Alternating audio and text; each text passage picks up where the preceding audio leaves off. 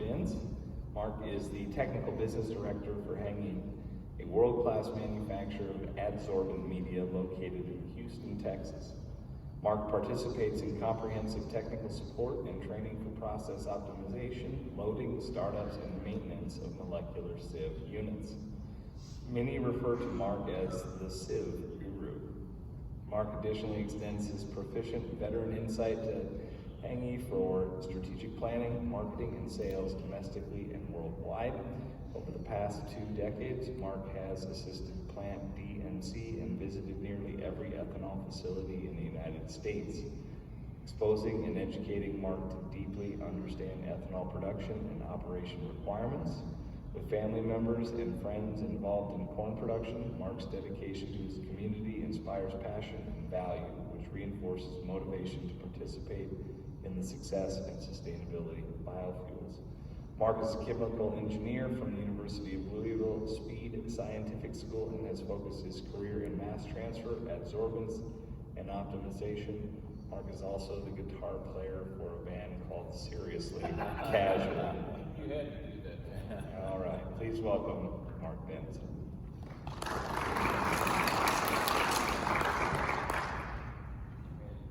Well, thank you. I don't know who writes this stuff, but it's fun. Today I'm really going to talk about is preventive and predictive maintenance and a new generation of information that we have and modeling that we have over the ethanol PSA process that will allow us to avoid problems. And what we're really going to start with is just your general overview of, first thing, intellectual property, don't steal my ideas. This is just a general overview about how molecular sieve beds work. The mass transfer zone, as it moves down through the bed, absorbs water, allowing ethanol to pass through. When the mass transfer zone hits the bottom, the bed is fully saturated and needs to be regenerated. I like this slide because it actually shows the bowing of the mass transfer zone due to the frictional drag on the side of the vessels. This is the picture you really need to have in your mind of how this works. The mass transfer zone moves down the bed, water is being absorbed, the ethanol is allowed to pass through the bottom until you reach the saturation point. I think this is a great visual. And when you close your eyes and you look at your mold sieve bed, just imagine that, because that is what is going on inside. I don't like this one because it doesn't show the frictional bowing on the sides. Again, just a quick overview, typical process. You pressurize, you absorb, you depressurize, you apply a vacuum to regenerate the bed. Now, I picked a specific example here. One of the questions that people always ask me, how do I know when my mold sieve is bent? The death spiral. You can tell when a bed is completely shot. And this is just one module. We have dozens of modules that look at various aspects within the molecular sieve dehydration process to analyze the data and determine, without opening up the bed, without doing anything, I can fully characterize the inside of the bed. Now, people ask me when their bed is spent. This is the most extreme example, and this can be predicted, if you will, just by watching the behavior of the back pressure valve. On the bottom here, you'll see this is a typical pressure curve. This was pulled right off of somebody's DCS. The yellow line at the bottom represents the position of the back pressure valve. Right? The back pressure valve is there to regulate and regulate the pressure within the vessel. But when the back pressure valve slams shut and stays shut, it's an indicator, without ever opening up your bed, it's an indicator of channeling within the bed. The vapor is simply screaming through the channels of the bed. There's no back pressure built up. There is no mass transfer zone. It's been destroyed. The vapor is just whistling through and the bed is not doing its job. If you see this on your DCS, if your back pressure valve is flattened out, it's time to change the beads in those beds. And I'll show you in a minute, or just in a second, what that actual destruction or that channeling looks like in that bed. And where this comes into predictive or preventive maintenance, this bed is already shot. That back pressure valve is slamming shut, it's staying shut for whatever, 10, 12 seconds. It cannot build pressure in that bed, the channeling is severe. Now, in terms of predictive and preventive maintenance, you know, we can monitor the behavior of that valve, and we can tell you how long that valve is slamming shut or how long it's staying shut. So in the very beginning, if you start seeing a little plateau, a little flattening at the bottom of that back pressure valve, that means that the bed is starting to channel. And you know which directions it's going, and perhaps you can take corrective action to prevent that. Corrective action might be simply just making sure that the bed is topped off and the entire column is full of beads, and you fill up those channels before it gets to the point where it's too late. For this bed, where that red circle is, it's too late. That bed is you'll find boulders in there the size of a refrigerator, I guarantee it, and I'll show you a picture of that in a minute. Now the other part is the blue circle up here. When you look at the actual behavior of the pressure in that bed, you'll see that glitch in there. And many of you have heard me talk before about those glitches. When you see those glitches in there, all fluid dynamic vents are off. The fluid, the bed is struggling to pressure up, and when you get glitches like that, when the slope of that line is less than 0.7 psi per second, then you start entering into the Levy's fluidization zones. If the back pressure is non-existent, you also enter into destructive vapor velocity zones, which for a molecular sieve bed, typical 7.5 foot diameter, 24 foot tall, blah, blah, blah, is about 124 feet per minute. You hit destructive velocity, the speed of sound, basically. Now, when a bed gets into this kind of shape, you get into the death spiral, because now it starts feeding on itself. The vapor velocities have gotten past the Levy's fluidization, Levy's expansion velocities, they've gotten past the destructive velocities, and the bed will just start to eat itself. The dust will make more dust, the dust will get wet, the dust will make mud, and then that muddy dust will make clumps, and it'll make the channeling even more severe.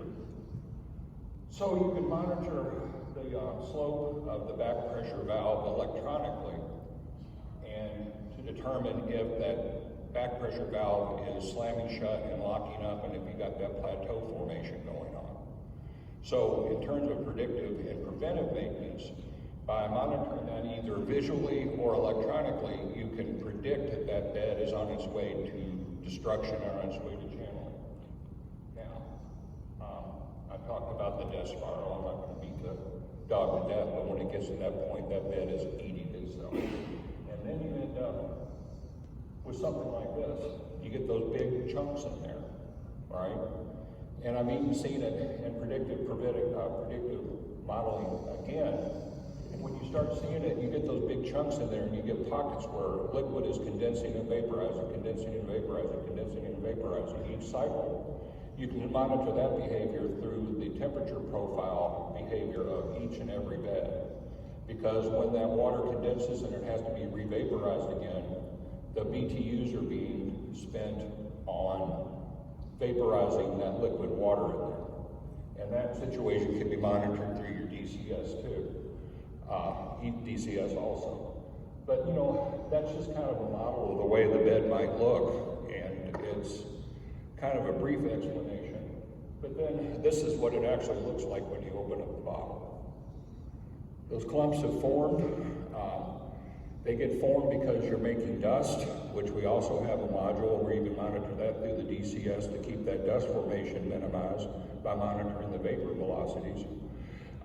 You can also, what happens is that when you wet your bed, how you come out of wetting that bed is very, very important, because that water, that moisture and that dust makes mud, and pretty soon that mud is sticking all your beads together, and you get these refrigerator-sized clumps in there. And when I'm talking about channeling, I mean, look at this. Can you imagine that channel in the middle? When that bed is sealed up and you go to pressure up, that vapor is just heading right through and out the bottom. And you're never building any back pressure, and your mass transfer is run. As you've heard me say a million times, the capacity of the molecular sieve bead to hold water is directly proportionate to the pressure. And when you can't get the pressure, the molecular sieve beads are not holding water. And that is an actual picture taken from that bed that I just showed you with the flat line on the back pressure valve. Again, all this can be monitored through your DCS. All that information is right in front of you. Now, how do you prevent that from happening? I mentioned that, critical velocities, destructive velocities, leave velocities, expansion or fluidization all contribute to this phenomenon of the dust formation and the beds being damaged beyond repair. If you see that flat line on one of your beds, it's time to call your sieve supplier. I hope you call me, but if you call somebody else, that's fine. That bed is done, okay? So how do we prevent that? We prevent that by monitoring the velocities within the bed. We do that by making sure that the bed doesn't get wet. So I'm pulling up one more example here of a module that we've written for a DCS that will warn you if you're entering the region where you're going to go into two-phase flow. Now, something else very important about this model too is that not only will it tell you if you're getting into the range where you're going to go into two-phase flow, have liquid water and wet your bed, but this model will also tell you whether or not you're wasting too much energy in your vaporizer. So I'll show you these lines here in a minute. So if you're above the optimal line for maintaining single-phase flow, you're wasting steam. If you're below that line for maintaining two-phase flow, you're in danger of wetting your bed, right? And I even have another module where it will help you if you wet your bed. There's a regimen that I can advise you on that will help you dry the bed out safely. But it's very, very important that you dry it out because wet sieve beads are weaker than dry sieve beads. That's why we load them dry, because they maintain their physical strength when they're dry. But when they get wet, they get weak, then they break, then they make you dust, then they make you mud, and they make you big chunks in there that will channel in your bed out. How does it happen? I've already kind of been through this. There's a number of phenomena that cause this to happen, that cause the dusting, the clumping, that kind of thing, and that can all be monitored and predicted by information already on your DCS that needs to be integrated into a logical program to advise you, warn you, perhaps even eventually take corrective action on its own through your DCS to perhaps monitor your steam pressure or raise your steam pressure in a particular instance where that needs to happen, that kind of thing. And based upon this model, we've gotten to a point where we can predict and prevent these kind of problems simply with all the information that's on your DCS, plus maybe a little bit more instrumentation that isn't there yet. But it's data you're already collecting through your lab anyway, like feed proof. It's not automatically fed into the DCS, but all of you measure your feed proof all the time. So here's another module or another model that we built up, and this is the optimum. This takes into account feed proof, pressure, and temperature. There are two different trains of thought. One of them says that you need to be 30 degrees Fahrenheit above the condensation temperature of your feed composition. Another one says 50. So these two lines are 30 degrees and 50 degrees above the condensation temperature and pressure for a specific feed composition. And the line in the middle represents the happy medium. If you stay on that line, you're not going to ever wet your beds. If you're too far above that line, you're wasting steam. If you go below that line, you're going to wet your bed.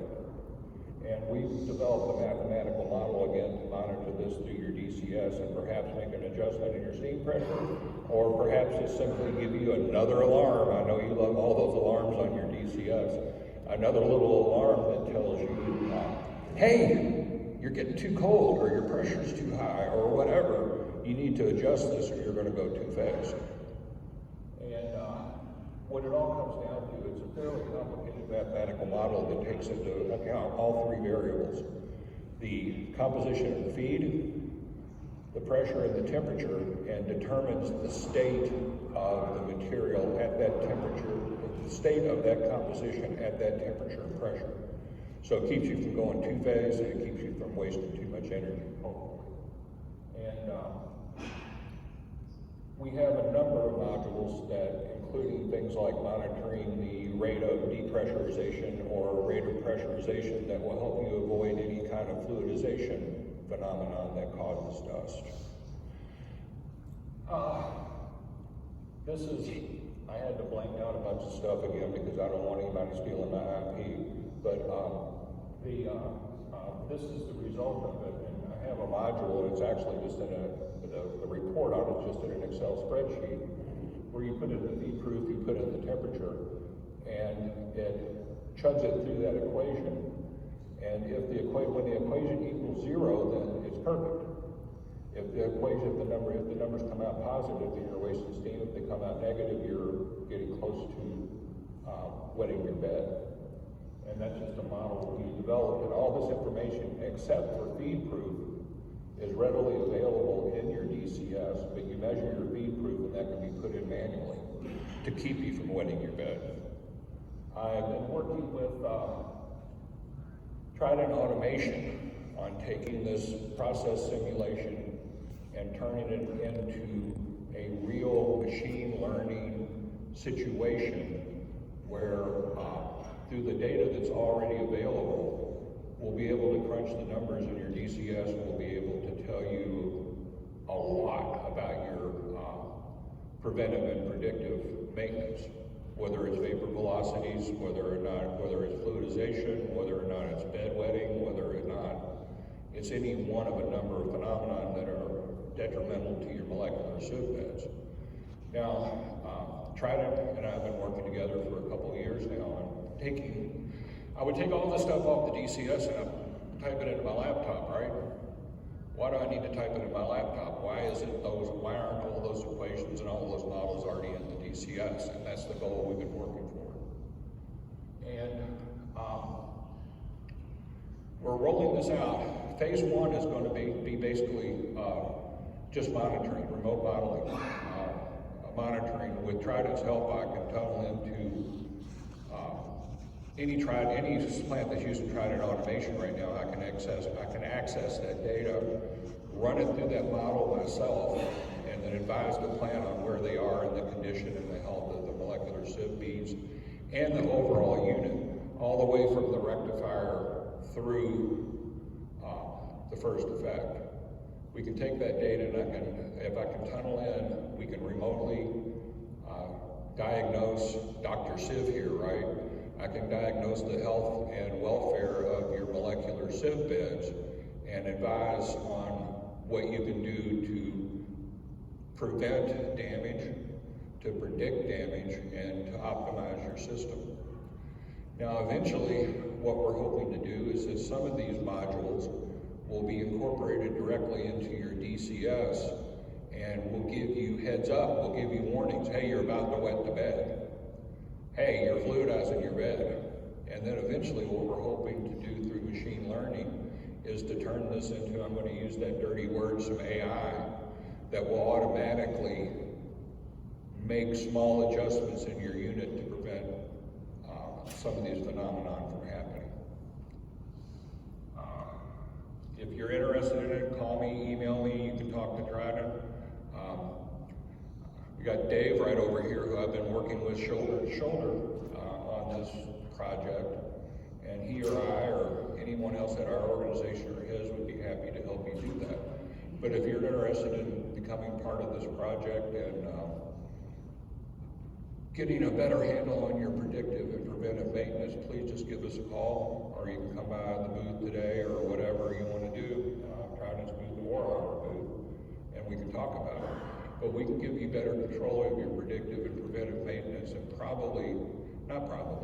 we can increase the efficiency of your molecular sieve beds and help you diagnose problems before you get to that point where you're shut down and you're trying to contact every mold sieve vendor on the planet to get your plant back up and running again. And that's about it, and I guess we'll entertain some questions here in a little bit. Thank you.